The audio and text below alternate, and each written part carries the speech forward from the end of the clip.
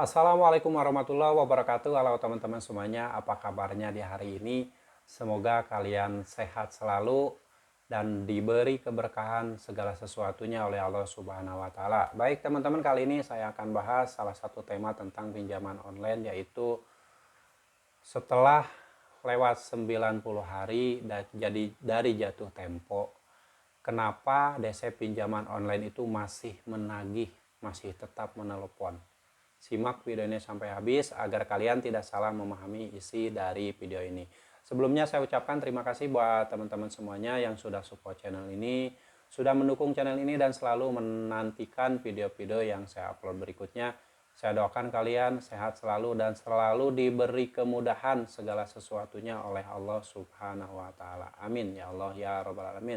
Baik, teman-teman, kali ini saya akan bahas kenapa sih DC pinjaman online itu setelah lewat 90 hari masih menagih, padahal seharusnya aturan dari otoritas jasa keuangan, jika pembayaran kita atau kita sudah nasabah pinjaman online sudah telat bayar lewat dari 90 hari ini, sebenarnya sudah tidak boleh ditagih.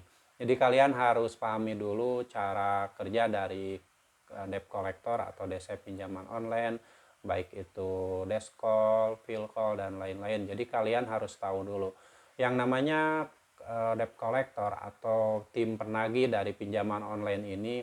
Itu biasanya mereka itu yang pertama dikasih dulu waktu, kasih dulu kontrak, misalkan kontrak kerja selama 3 bulan.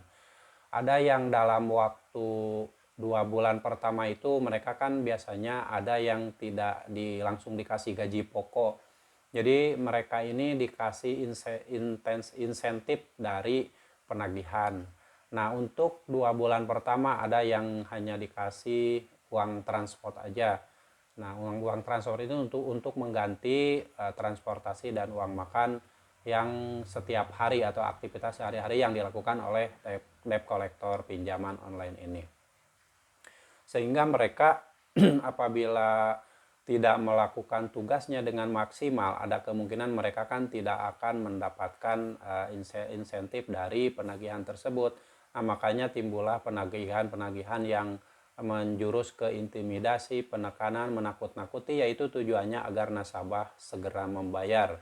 Nah, untuk bulan berikutnya, misalkan bulan ketiga itu, biasanya ada juga debt collector yang sudah tidak dikasih uang transport. Jadi mereka itu mengandalkan pendapatannya dari insentif yang mereka dapat dari nasabah yang membayar. Jadi bisa ditentukan atau boleh dibilang bahwa yang namanya debt collector ini pendapatannya itu ditentukan oleh nasabah. Kalau misalkan nasabah tidak bayar, mereka tidak dapat uang. Nah, itu seperti itu ya. Makanya penagihan-penagihan yang dilakukan oleh debt collector ini gencar sekali, dalam arti mereka melakukan penekanan, intimidasi, apapun caranya mereka lakukan agar nasabahnya cepat membayar. Nah, itu jadi kalau misalkan ternyata setelah lewat 90 hari masih ditagih, itu kemungkinan begini: 3 bulan pertama debt collector itu tidak bisa menagih dengan maksimal dan tidak bisa membuat nasabah membayar. Nah, itu ada kemungkinan debt collector tersebut berhenti karena tidak mencapai target dan tidak bekerja lagi atau bahkan dipecat oleh atasannya. Nah, bulan keempat itu biasanya perusahaannya ada yang merekrut lagi debt collector yang baru. Nah, sehingga debt collector yang baru ini kemungkinan kan semangatnya masih semangat betul gitu untuk mencapai target, sehingga kan di bulan keempat kadang penagihannya lebih intensif lagi, datang lagi penagihan yang baru seperti itu. Itu memang karena ya itu masih baru, mungkin karyawannya masih, debt kolektornya masih rekrutan baru, sehingga mereka melakukan penagihan dengan betul-betul semangat, masih menggigih, masih betul-betul ingin mengejar target agar bisa tercapai. Nah, kenapa lewat 90 hari DC pinjaman online masih menagih?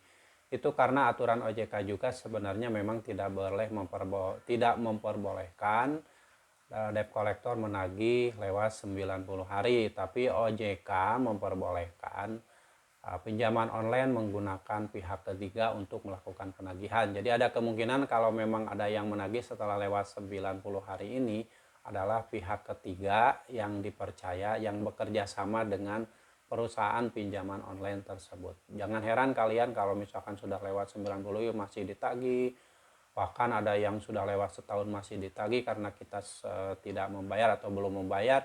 Itu memang seperti itu sistem kerja. Misalkan sudah lewat 3 bulan, debt collector itu tidak bisa mencapai target, ganti lagi debt collector yang baru, akhirnya terus saja seperti itu. Jadi masih ada penagihan karena dilakukan oleh DC pinjaman online yang baru direkrut, yang masih semangat seperti itu kan.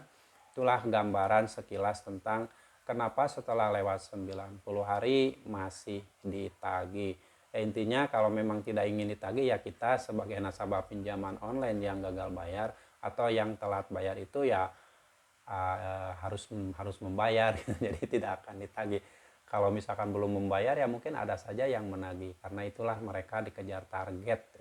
Buat teman-teman semuanya yang punya pengalaman ditagih oleh debt collector lapangan setelah lewat 90 hari, bahkan lebih dari 4 bulan atau 5 bulan, silakan kalian ketikkan pengalaman kalian di kolom komentar agar bisa berbagi dengan teman-teman yang lain. Semoga pengalaman kalian bisa bermanfaat juga buat teman-teman yang saat ini sedang ketakutan karena telat bayar di aplikasi pinjaman online.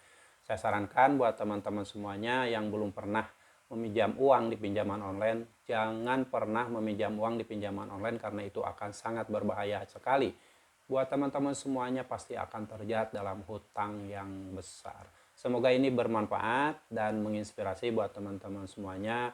Dan tetap ingat, kalau memang kalian sedang kesulitan karena tidak bisa membayar hutang di pinjaman online, salah satu solusinya adalah kalian tetap minta pertolongan sama Allah agar diberi kemudahan dan diberi solusi terbaik agar segera bisa melunasi hutang-hutang kalian. Semoga menjadi inspirasi dan motivasi buat teman-teman semuanya untuk tetap semangat mencari rezeki agar nantinya bisa melunasi hutang-hutang kalian. Dan sampai jumpa lagi di video saya selanjutnya. Wassalamualaikum warahmatullahi wabarakatuh.